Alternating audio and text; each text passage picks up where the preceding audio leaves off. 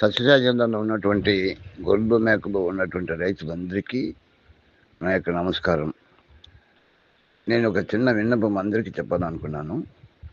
ఈరోజు మన సస్యశాజంలో ఓడిసి మండలంలో దాదాపు ఒక 40 గొర్రె పిల్లలు చనిపోవడం జరిగింది కుక్కల దాడి వల్ల. ఈ కుక్కల దాడి చేస్తుంటే రైతులు కూడా కొంచెం హుషారుగా ఉండాలి. తర్వాత ఇంటి దగ్గర గంప వేసేసి మూసిపెట్టిపోయినప్పుడు ఆ గంపని జాగ్రత్తగా చూసుకోవాలి. చూసుకున్న తర్వాత దానికి కావాలనుకుంటే ఏదైనా మేత తినేటట్టుంటే వేపాకు ఏదైనా ఒకటి సందులో కట్టేసిపోవాలి. గంప జరగకుండా గాలికి అటు ఇటు పోకుండా జాగ్రత్తగా పెట్టిపోవాలి.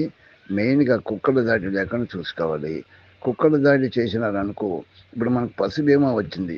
పశు బీమా వచ్చినా కూడా 6 నెలల తర్వాత ఉండే పిల్లలకే మనం చేస్తాము. 6 నెలల లోపల ఉండేదానికి మనం పశు బీమా చేయం. కాబట్టి చిన్నపిల్లలని ఎలా కాపాడుకోవాలనేది రైతు జాగ్రత్తగా గమనించాలి. ఈ పిల్లల్ని బుట్టలో పెట్టి జాగ్రత్తగా ఉంచుకోవాలి, పాలు తాగుతుంటాయి కాబట్టి. అదేవిధంగా పెద్ద గొడ్లకు కూడా పశు బీమా ఉన్నప్పుడు అన్నిటికీ పశు బీమా చేయించాలి. చేయిస్తే రైతులు నష్టపోకుండా ఉంటారు. అదేవిధంగా రాత్రిపూట మీరు గొర్రె పిల్లల్ని ఎక్కడైతే మూసి పెడతారో ఆ పిల్లలన్నింటినీ కుక్కలు గిక్కలేం దూరకుండా మీరు జాగ్రత్త పడాలని పశుసంవర్ధక శాఖ ద్వారా నేను మీ అందరికీ విన్నవించుకుంటున్నాను. సోమంతపల్లి మండలం గుడిపల్లి పంచాయతీ. అది ఎంతమంది ఉంటారు రైతులు? ఉంటారు సార్, ఒక 20 మంది మేపుతున్నాం సార్. 20 మంది మేపుతున్నాం. అంటే మీ ఊరికి మా వెటనరీ స్టాఫ్ అంతా వచ్చి చూసిపోతుంటారా? అప్పుడప్పుడు వస్తాం సార్, నెల 2 నెలలకు వస్తూ ఉంది. వచ్చి చూసి జాగ్రత్తలు చెప్పి అట్లా చేస్తున్నారు. మీ పంచాయతీకి వీళ్ళు ఉంటారు కదా మా స్టాఫ్?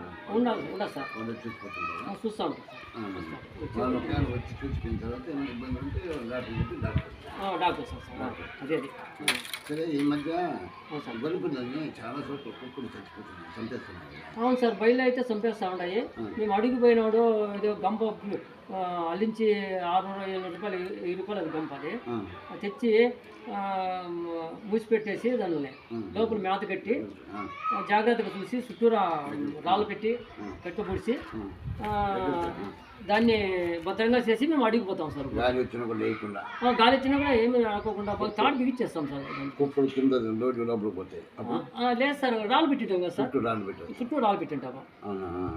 అవును సార్. ఎందుకంటే గట్టి నేలలో కూడా గట్టి నేలలో పెట్టి గంప రాళ్ళు పెట్టింటాం, దుక్కులు పెట్టి తోడతా చుట్టూ రాళ్ళు పెట్టేస్తాం. చుట్టూ రాళ్ళు పెట్టి లోపలికి పోవా.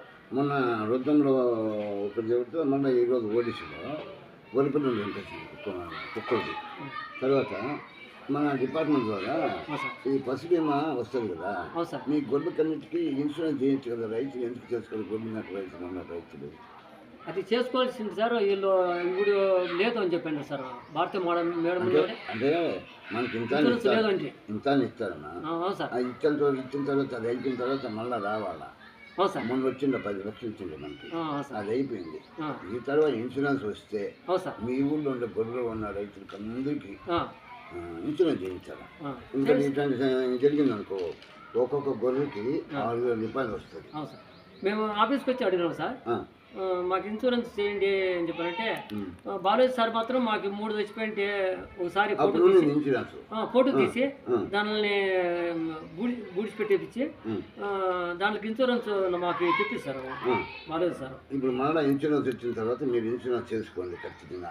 చేసుకుంటాం సార్. తర్వాత పొలాల్లో ఎక్కడన్నా గొర్రె పిల్లని ఆపేసి మీరు గొర్రె మేపని పోయేటట్టుంటే దాన్ని భద్రపడిచిపోతాం సార్. అదే గంప పెట్టి చుట్టూ రాళ్ళు పెట్టి గట్టి నేలలో తోడే ఇది లేకపోయినా తావా చుట్టూ కట్లు పుడిచి ఆకుకి ఈ పక్క 4 కట్లు పుడిచి దానికి తాడు కూడా కట్టి టైం పడితే ఇంకా దూరినా కూడా అక్కడ జరిగిపోతుంది కంప. అది రాళ్ళు ఉంటాయి, ఒక కట్టి ఉంటుంది, కట్టెలు నాటుతాం సార్. గడాలేసి కట్టెలు నాటుతాం. అట్లా చేసి పోతాం సార్, మేత కట్టేసి. తర్వాత మనోళ్ళు బొబ్బడికి కానీ పీపీఆర్ కానీ యాక్షన్లు వస్తుంటాయి మన డిపార్ట్మెంట్కి. మీరేం చేయాలంటే, ఒకవేళ మా వాళ్ళు ఎక్కువ ఊళ్ళు ఉన్నాయి కాబట్టి మాకు స్టాఫ్ తక్కువ కాబట్టి మర్చిపోయాడు నచ్చవచ్చు, మీరు గుర్తుపెట్టుకొని సార్ మాకు ఫలానా షూస్ వేయాలి కదా, పీపీఆర్ వేయాలి కదా, సిప్పక్స్ వేయాలి కదా, బొబ్బలు వేయాలి కదా అనేటువంటి చెప్పి వాళ్ళతో మీరు షూస్ వేసుకోవాలా. మన ఆసుపత్రికి వచ్చి నేను కూడా ఏం చెప్తాను మన స్టాఫ్ అందరికీ గొర్రె మేక రైతు ఎప్పుడు వచ్చినా వాళ్ళకి ఏ మందు కావాలన్నా ఖచ్చితంగా ఇచ్చి వాళ్ళని ఇనుప కలిపి చూడాలని నేను కూడా ఇన్స్ట్రక్షన్ చెప్తాను. మీరు కూడా ఫాలో చేయాలా. ఎట్లా ఇప్పుడు ఏ నెలలో మనం సూదులు వేసుకోవాలా, ఇప్పుడు పీపీఆర్ వేసినాం, మళ్ళీ బొబ్బడు ఎప్పుడు వేసుకోవాలా, మళ్ళీ పీపీఆర్ ఎప్పుడు వేసుకోవాలా అంటే విషయాలన్నీ మీరు గుర్తుపెట్టుకొని తర్వాత పెరుగు మందు ఎప్పుడు తప్పాలా. ఇప్పుడు నీకు పెరుగు మందు ఇచ్చినారు కదా, ఈ పెరుగు మందు ఎలా తాపాలని కూడా చెప్పినారు కదా. ఆడ మన స్టాఫ్ ఉంటారు కదా, ఇందాక మాట్లాడినా కదా, ఆయన దగ్గర పోయి చూపించి మంచి మంది అది ఎఫెక్షన్ చాలా మంచిది, అది చాలా మంచిది చూపించి ఎంతెంత తప్పడో వాళ్ళకి తెలుసు కదా, దాని ప్రకారం తప్ప. నువ్వు ఎట్లా చేయాలంటే బాగా బలం అవుతుందేమో నువ్వు ఎక్కువ తాపిస్తావు, మన గొర్రెలు ఇబ్బంది అవుతుంది కాబట్టి మన స్టాఫ్కి చెప్పి తాపించు. తాపిన తర్వాత సార్లు చెప్పినట్టు ఎండకు పోకుండా తాపిన రోజు నీళ్ళు అని ఉండేటట్టు చేసుకుని మందు మిగిలింది అనుకో పక్క రైతుకి చెప్పి కానీ నువ్వు ఇంట్లో పెట్టుకోవద్దు. దాంట్లో వేరే మందు ఏమైనా కలిస్తే మళ్ళీ తాపినావు అనుకో గొర్రెలు కానీ ఇబ్బంది అవుతుంది. కాబట్టి నువ్వు జాగ్రత్తగా చూసుకుంటావని చెప్పుకుంటూ నీకు తెలిసిన రైతులకి అందరికీ నేను చెప్పిన విషయాలన్నీ చెప్పాలి. చెప్తాను సార్. సరేనా? చెప్తాను. Thank you.